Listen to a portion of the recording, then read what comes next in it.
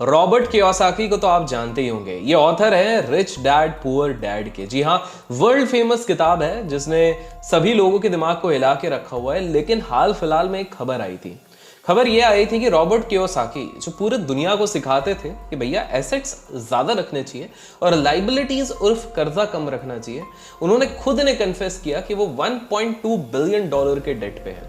ये हुआ तब था जब एक इंटरव्यू में उनसे पूछा गया था कि हमने सुना है कि आप करीब 600 मिलियन डॉलर के डेट में हैं। तब उनने रिवर्ट में कॉन्फिडेंस के साथ खुशी खुशी कहा, नो गलत, इट इज 1.2 बिलियन डॉलर। पर ऐसे में काफी ज्यादा सोशल मीडिया पे हलचल मची, मीडिया रिपोर्ट्स कवर हुई एंड सबने लोगों को डराने की कोशिश करी कि देखा जो व्यक्ति जो सिखा रहा है उसको फॉलो नहीं करता। मेरा भी पहला रिएक्शन कहीं ना कहीं ऐसा ही था। लेकिन जैसे कि हम एक फाइनल कंक्लूजन पे आने से पहले हमेशा हमारा दिमाग खोल के रखना चाहिए, निष्कर्ष पे पहुंचने से पहले हमें अपनी पूरी रिसर्च करनी चाहिए, तो मैंने आज निकालने की कोशिश करी कि एग्जैक्टली ये क्या माजरा था, इसका क्या इंप्लीकेशन रहेगा। और एट द एंड आप लोगों को कमेंट्स में बताना पड़ेगा कि रॉबर्ट कियोसाकी इन दोनों में से क्या है, क्या वो है स्मार्ट या फिर है फुलिश, या आप लोग कमेंट्स में बताएंगे। तो समझते हैं ये एग्जैक्टली है क्या। तो रॉबर्ट कियोसाकी के लास्ट कुछ सालों के, रीसेंट ईयर्स के अगर आप इंटरव्यूज देखते हैं तो वहां पर वो एक चीज कॉन्स्टेंटली बता रहे हैं। वो कॉन्स्टेंटली ये बता रहे हैं कि जब हम इक्विटीज, बॉन्ड्स, इन सारे चीजों की अगर हम बात करते हैं तो सूनर और लेटर उनको लगता है ये कोलैप्स हो जाएगा। क्या इस बात में सच्चाई है? हो भी सकती है। क्यों हो सकती है समझते हैं। पहली चीज है आर्टिफिशियल इंटेलिजेंस। एआई जब से आया हुआ है तब से काफी ज्यादा फियर मच चुका है कि शायद जॉब्स को रिप्लेस कर दिया जाएगा। तो जॉब सिक्योरिटी जिसकी हम बात करते थे कि प्राइवेट सेक्टर में जाओ या गवर्नमेंट सेक्टर पे जाओ तो एक जॉब सिक्योरिटी है, तो वैसा जॉब सिक्योरिटी नाम की कोई चीज रही नहीं है। बिकॉज आर्टिफिशियल इंटेलिजेंस, एक आर्टिफिशियल इंटेलिजेंस 10 लोगों की जॉब तो आराम से खा जाएगा। तो जो मैकेनिक वर्क होता है वो कहीं ना कहीं रिप्लेस हो जाएगा। रॉबर्ट कियोसाकी का मानना है कि ये एक बहुत बड़ा थ्रेट है और ये अपने कॉन्स्टेंटली कुछ इंटरव्यूज में कह चुके हैं। जब भारत भी आए थे तो ऑब्वियसली 30-40 लाख रुपए लेने के बाद उन्होंने काफी ज्यादा इंटरव्यूज और काफी सारी चीजें करी हैं। तो आप लोगों को बता दो कि वहां पर वो एक कांस्टेंट चीज कहते थे कि यार सिल्वर में आपको निवेश करना चाहिए। और सिल्वर में क्यों निवेश करना चाहिए? बिकॉज उनका मानना है कि कोई भी चीज जो प्रिंट की जा सकती है ना, प्रिंट क्या क्या किया जा सकता है, पैसों को प्रिंट किया जा सकता है, ईटीएफ्स को प्रिंट किया जा सकता है, कोई भी चीज जो प्रिंट हो सकती है उसके वो इंटरेस्टेड नहीं है। That's why he wants to only and only invest into real estates. अब ये उनका डर क्यों है? ये स्वाभाविक सी भी बात है। बिकॉज जब कोई भी चीज आप प्रिंट कर सकते हो और आपके या मेरे कंट्रोल में वो चीज नहीं, वो किसी और अथॉरिटी के कंट्रोल पे है, तो वो डिमांड और सप्लाई अपने हिसाब से मैनिपुलेट कर सकते हैं। इसका सिंपल सा उदाहरण 2020 का फॉल देख लीजिए। फॉल आया, पैनिक था, मार्केट में लिक्विडिटी का क्रंच आया, वहीं पर फेड ने धनाधन नोट छापने शुरू कर दिए और उस चीज को कहीं ना कहीं होल्ड कर लिया, जिसके चक्कर में वहां से एक रिवर्ट आना शुरू हो गया। इसी चक्कर में वो जो एक कन्वेंशनल थॉट विजडम चलता है कि यार आपको 60:40 के रेशियो में रखना चाहिए, 60% आपका इक्विटी में हो और 40% फिक्स्ड एसेट्स या फिर बॉन्ड्स में हो, इस पे रॉबर्ट कियोसाकी कहते हैं ये गलत है। बिकॉज सबसे पहले अगर सबसे बड़ा क्रैश आएगा तो लास्ट टाइम जैसा नहीं होगा, उससे भी बड़ा होगा और इस बार बॉन्ड मार्केट पूरी तरीके से डेंजर में आ सकता है। और उनसे पूछा गया ऐसा क्यों, तो उनका ये कहना है कि भैया बॉन्ड मार्केट इतना बड़ा है कि उसको कोई गवर्नमेंट भी बेल आउट नहीं कर पाएगी। लेकिन अब सवाल ये उठता है कि ये 1.2 बिलियन डॉलर को आप कैसे जस्टिफाई कर सकते हो? तो इसको थोड़े से हम मेंटल मैथ्स के साथ, या फिर अगर मेंटल नहीं कर पाते आप लिख लिख के कर सकते हैं, वो आपको हेल्प आउट करेगा। अभी तक हम सबको एक चीज तो पता है भैया, compound interest is the next big thing, सबसे बढ़िया मैजिकल चीज है। और जब आप इंटरेस्ट की बात करते हैं और उस पर कंपाउंड इंटरेस्ट लगा देते हैं तो आपका डबलिंग ऑफ मनी थोड़ा तेज हो जाता है। ये दोनों तरीके से होता है, जब आप उधार लेते भी हैं, जब आप उधार देते भी हैं। इसके लिए एक सिंपल सा रूल काफी सारे इन्फ्लुएंसर्स आपको ऑलरेडी समझा चुके होंगे, हमारे चैनल पे हम 1.5-2 साल पहले बात कर चुके हैं। वो है पावर ऑफ 72। इनकेस आपको नहीं पता हो तो लेट्स टेक एन एग्जांपल। आप कोई भी एसेट क्लास ले रहे हैं जो 10% का रिटर्न दे रहा है, 72 से 10% को डिवाइड कर दीजिए, कितना आ रहा है? 7.2। तो आपके उस पैसे को डबल करने के लिए 7.2 ईयर्स अप्रोक्सीमेटली लगेगा। तो स्वाभाविक सी बात है, जितना ज्यादा परसेंटेज होगा उतने जल्दी आप अपने पैसे को डबल कर पाएंगे। इसको अगर सिंपल एग्जांपल से लूं, लेट्स से 1 लाख रुपीस है और ये इन्वेस्टर्स के लिए काफी काम की चीज होगी। 1 लाख रुपीस है, अगर आप स्विंग ट्रेडिंग करके और पोजिशनल ट्रेडिंग करके हर साल 36% निकालते हैं तो फर्स्ट ईयर का 1 लाख होगा, हर 2 साल में आपका पैसा डबल होगा। तो पहले 2 साल में वो 2 लाख होगा, फिर 4 साल में अगर आप देखोगे तो कितना हो जाएगा, 4 लाख, 4 का 8, 8 का 16, 16 का 32, 32 का 64, 64 के बाद आप अगले बार सीधे बन रहे हैं करोड़पति। ये तब होगा जब 36% का रिटर्न हो रहा है, which is not practically possible but still. तो आपको समझना पड़ेगा कि रॉबर्ट कियोसाकी ने एक लूप होल निकाला मार्केट का। कैसे? चलिए इसको पहले के एग्जाम्पल से समझिए। लेट्स टेक एन एग्जाम्पल, आप लोगों ने कोई एसेट ढूंढा है, हम नॉर्मल कोई एसेट समझते हैं, स्टॉक समझते हैं, कोई भी एसेट समझते हैं। उस चीज को खरीदने के लिए आपको लग रहे हैं 20,000 रुपए। कितने लग रहे हैं? 20,000 रुपए। और आपको लगता है कि ये जो पर्टिकुलर एसेट है, लेट्स से इक्विटी मार्केट ही है, ये साल भर में आपको 10% का रिटर्न तो देगी। आपने XYZ एक कुछ स्टॉक वॉक देखा, आपने बोला 20,000 रुपए लगाऊंगा, 10% का साल भर में रिटर्न बनेगा, तो कितना बनेगा? 2,000 रुपीज। करेक्ट, 2,000 रुपीज इस साल बनेगा। अब आप सोचते हो कि मेरा कॉन्फिडेंस इस पर्टिकुलर स्टॉक पे इतना ज्यादा है कि कुछ भी हो जाए ये 10% तो दे के ही रहेगा। तो आप जाते हो पड़ोस वाले बैंक के पास, आप उस बैंक में पहुंचते हो और वो बैंक वाला बोलता है कि नहीं आप थोड़े देर बाद आओ क्योंकि अभी लंच चल रहा है। आप समझ गए हो कौन सा बैंक है। तो आप लंच के बाद आते हो, 1 घंटे बाद, तो फिर आप बात करते हो और उस बैंक से आप 80,000 रुपीज उधार लेते हो लोन के रूप में। और लेट्स टेक एन एग्जांपल, आप जो उधार ले रहे हो वो ले रहे हो 7.5% के रेट पे। कितने पे? 7.5% के रेट पे। तो अब 80,000 आपने उधार ले लिया, 20,000 आपके पास ऑलरेडी था, तो 80,000 प्लस 20,000 कितना हो गया मेरे प्यारे दोस्तों? 1 लाख रुपीज। तो 1 लाख रुपीज अब जब आप उस XYZ एंटिटी, एसेट या स्टॉक पे लगाओगे, वो जब 10% से बढ़ेगा तो आपको अब फायदा कितना होगा? 10,000 रुपीज। बिकॉज 10,000 का 10% होता है 10,000 रुपीज। आपको पहले वाले केस पे कितना हो रहा था? 2,000। बट वेट, आप बोलोगे भैया इंटरेस्ट रेट भी तो है। बिल्कुल है, 7.5% के हिसाब से अगर आप इंटरेस्ट रेट इस अमाउंट पे जो आपने उधार लिया उस पर कैलकुलेट करोगे तो वो निकलेगा 6,000 रुपए। कितना निकलेगा? 6,000 रुपीज। तो 10,000 रुपीज का आपने रिटर्न बनाया, 6,000 रुपीज आपको बैंक को देने हैं in terms of interest, net बन रहा है 4,000 रुपीज। आप पहले जब आपके पास केवल 20,000 रुपीज था, आप कितना का रिटर्न बना पा रहे थे? आप केवल 2,000 का रिटर्न बना पा रहे थे। लेकिन जैसे ही आपने उधार लिया, इंटरेस्ट दिया, और ऑब्वियसली उधार तब ले रहे हो जब इंटरेस्ट रेट कम है, तो यहां पर आप नेट और नेट 4,000 रुपीज बना रहे हो, विच इज डबल जितना आप इनिशियली बनाना चाहते थे। सिंपल तरीके से एग्जाम्पल अगर समझ में आया तो लाइक करना, बिकॉज मैं कोशिश करता हूं जितने आसान तरीके से हो सकते हैं बड़े लोगों का दिमाग आपको डिकोड करके दे दूं। अब इस पे दूसरे फायदा भी देखो। आप हो सकता है आपने ये तो हमने स्टॉक लिया, अब इसमें ना मल्टीपल जीरोस लगा दो। रॉबर्ट कियोसाकी के केस में रॉबर्ट कियोसाकी बेसिकली यही चीज करने की कोशिश कर रहे हैं। वो रियल एस्टेट ले रहे हैं, रियल एस्टेट पे अपना थोड़ा पैसा डाल रहे हैं, बाकी सारा उधार ले रहे हैं। उधार लेने के बाद उसका इंटरेस्ट और वो प्रॉपर्टी से जितना निकल रहा है वो कमा रहे हैं, बट वो उसको और पुशन कर रहे हैं। कैसे?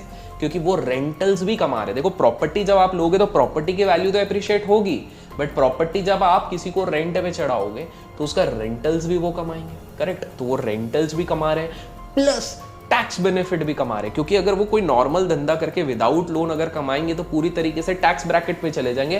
तो यहाँ पर टैक्स बेनिफिट भी कमा रहे हैं, एप्रिसिएशन भी कमा रहे हैं, और उसके बाद जो वो अलग से मॉर्गेज या कुछ भी कर लो उधर से भी कमा रहे हैं। तो बेसिकली रॉबर्ट कियोसाकी ने ये दिमाग लगाया हुआ है।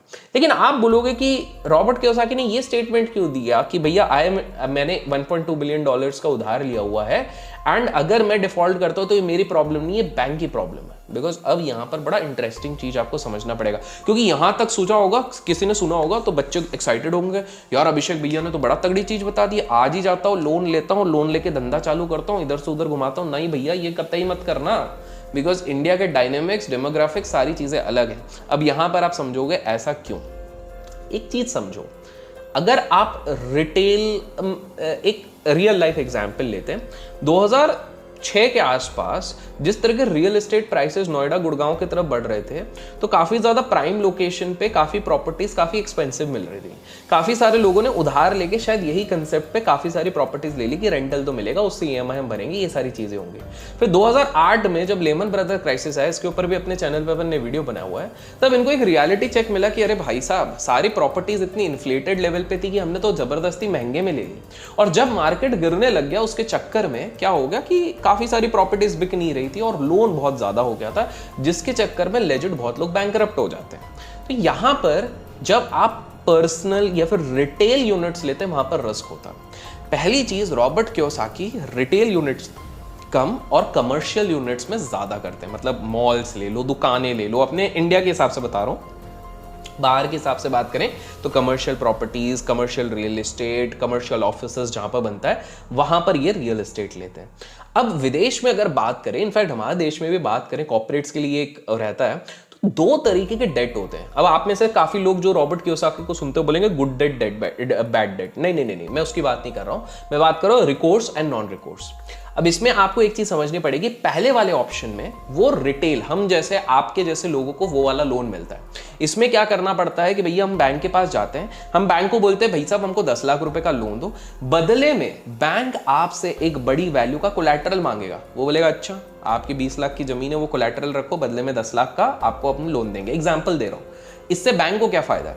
बैंक को यह फायदा है कि कल को अगर हम लोग उसको रिपे नहीं कर पाए, 3-4 बार वार्निंग वो देंगे, उसके बाद नीलामी करके वो हमारी प्रॉपर्टी बेच देंगे और अपना पूरा पैसा हजम कर लेंगे। सिंपल है, ये चीज कर लेंगे।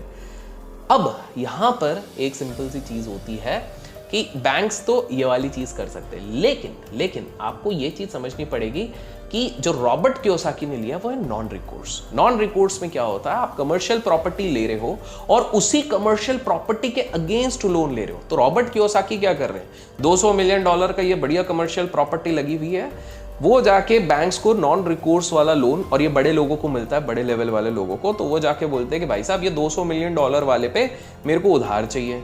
सामने बैंक बोलेगा अच्छा $200 मिलियन वाली प्रॉपर्टी पे आपको उधार तो दे रहे, कितना चाहिए, मेरे को $150 मिलियन का उधार चाहिए भाई साहब। तो बोले चलो ठीक है, ये $150 मिलियन तुम ले लो, पर इसके अगेंस्ट कोलैटरल क्या होगा, वही प्रॉपर्टी जो $200 मिलियन की है। क्योंकि रॉबर्ट कियोसाकी जहां पर जा रहे हैं, तो वो बैंक्स इस पे ड्यू डिलिजेंस करेंगी और वो देखेंगे अच्छा इस प्रॉपर्टी का दाम तो आगे $400 मिलियन होगा, $500 मिलियन होगा, ठीक है दे दो। फिर ये $150 मिलियन लेके रॉबर्ट कियोसाकी एक और जगह पर लगाएंगे, भैया ये $150 मिलियन लगाए, $120 मिलियन। तो आप समझ लो ऐसे ऐसे ऐसे ऐसे करके रॉबर्ट कियोसाकी ने अपना दिमाग लगाया और $1.2 बिलियन घुमा दिए हैं। अब इसमें हम वर्स्ट केस सिनेरियो समझते हैं, लेट्स से लेमन क्राइसिस जैसा कुछ हुआ, इनकी रियल एस्टेट डूबने लग गई। वैसे भी रॉबर्ट कियोसाकी वो व्यक्ति हैं जो लास्ट 4 साल में 50 बार प्रिडिक्शन दे चुके हैं कि मार्केट बहुत बड़ा क्रैश होने वाला है, और बिलीव मी उनके 50 प्रिडिक्शन में से 1 या 2 तो सही भी हुए हैं। तो ऐसी बात नहीं है, उनकी एक्यूरेसी काफ़ी अच्छी है, लेकिन पॉइंट हम ये नहीं है, पॉइंट ये समझते हैं कि वर्स्ट केस सिनेरियो इधर क्या होगा। वो क्यों कह रहे हैं कि मैं अगर गया तो बैंक्स जाएंगी, बिकॉज जब इतने बड़े स्केल का लोन कोई लेता है तो बैंक्स के लिए बैलेंस शीट में एक बहुत बड़ा होल हो जाएगा अगर ये फेल हो जाएंगे।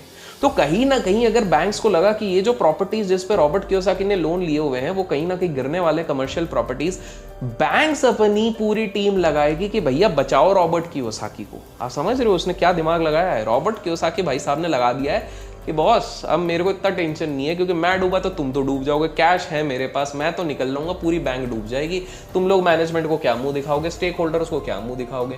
तो कहीं ना कहीं Robert Kiyosaki is making sure कि मैंने ऐसे एसेट्स लिए हैं जो पहली बात मेरे को एप्रिसिएशन देंगे, मेरे को पैसा बना के देंगे, और अगर डूबने की बारी आई तो बैंक्स अपने ब्राइटेस्ट माइंड्स जो स्टैनफोर्ड, ऑक्सफोर्ड, हर जगह के लंदन बिजनेस स्कूल के पढ़े हुए लोग हैं, ये सब बैठ के मुझे कहीं ना कहीं बचाने आएंगे। तो कहीं ना कहीं फ्री में इनको वहां पर एक तरीके से फ्री लेबर मिल गया है जो इनके लिए रिसर्च करके हेल्प करने की कोशिश करेगा। तो ये आपको एक यहां पर बहुत इंपॉर्टेंट चीज समझनी पड़ेगी कि डेट उन्होंने ऐसी चीज के लिए है जो कि वो एसेट्स पे डाल सकते हैं। अच्छा, अब एसेट्स में भी ना 2 तरीके के एसेट्स होते हैं। एक एसेट होता है कि भाई आपका एक इनकम जनरेटिंग एसेट होता है जो सिर्फ एक बार इनकम जनरेट करेगा, और एक होता है जो कंसिस्टेंट बेसिस पे इनकम जनरेट करेगा। कैसा? अब एग्जाम्पल लेते हैं, बहुत सारे लोग यहीं पर मिस्टेक करते हैं, और यहां पर आपको समझ में आएगा कि गुड डेट बैड डेट नहीं होता। एक ये भी बहुत इंटरेस्टिंग एस्पेक्ट होती है, अभी तक लाइक नहीं है तो लाइक कर लीजिए।